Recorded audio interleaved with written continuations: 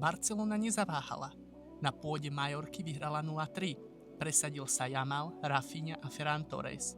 V základnej zostave domácich nastúpil aj slovenský stoper Martin Valient. Bayern oslavuje. Vo finále Superpohára zdolal Stuttgart a Harry Kane získava už druhú trofej v kariére. Gólové debuty Čerkyho a Reindersa. Fanúšikovia anglickej ligy videli hneď v úvodnom kole aj dva vydarené debuty. Ryan Cherky aj Tijani Reinders sa totiž dokázali gólovo presadiť hneď pri svojom prvom vystúpení v Premier League. Ťažký štart Martina Dúbravku. Martin Dúbravka nezažil ideálny debut v drese Burnley. Proti Tottenhamu inkasoval hneď 3 góly a navyše sa zapísal do histórie Premier League. Stal sa prvým brankárom, ktorý porušil nové pravidlo o 8-sekundovom limite držania lopty. Nottingham Forest získava talent z Manchesteru City. Nottingham Forest oznámil významnú posilu.